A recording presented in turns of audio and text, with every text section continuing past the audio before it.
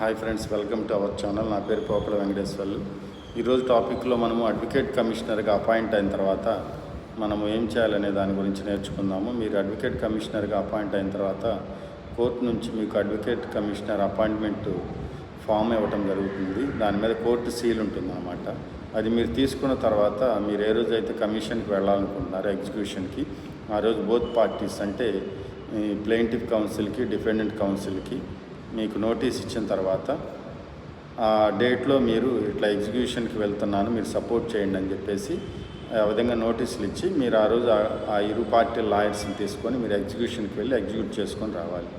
వచ్చిన తర్వాత మీ యొక్క రిపోర్ట్ అనేది కోర్టులో ఫైల్ చేయాలన్నమాట. ఇలా ఫైల్ చేసిన తర్వాత మీ యొక్క ఎగ్జిక్యూషన్ అనేది కంప్లీట్ అయిపోతుంది.